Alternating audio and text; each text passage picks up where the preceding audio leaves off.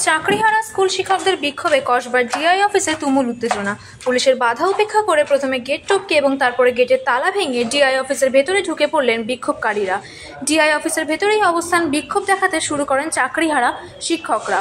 বিক্ষোভকারীদের দাবি, যোগ্য এবং অযোগ্য শিক্ষকদের তালিকা প্রকাশ করতে হবে এসএসসিকে।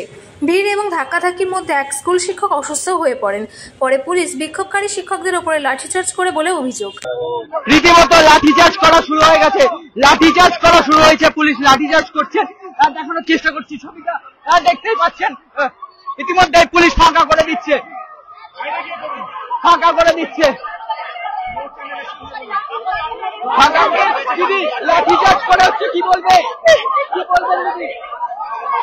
লাঠিচার্জ করা হচ্ছে, কি বলবেন দাদা? লাঠিচার্জ করছে পুলিশ। নির্লজ্জ সরকার, নির্লজ্জ রাজ্য সরকার আমাদের লাঠিচার্জ করছে।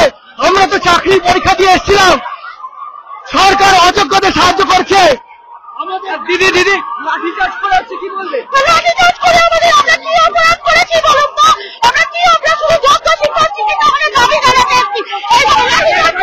একদমই দেখতে পাচ্ছেন রীতিমতো উত্তপ্ত পরিস্থিতি, রীতিমতো উত্তপ্ত পরিস্থিতি হয়ে উঠেছে কসবায়। পুলিশ, পুলিশের উপস্থিত হয়েছে, পুলিশ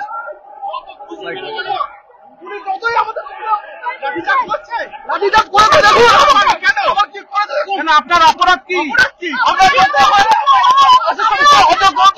আমাদের করার জন্য আমরা এই আন্দোলন করছি। আমাদের অপরাধ এইটুকুই, আমরা যোগ্য, আমাদের অপরাধ হচ্ছে এইটুকুই।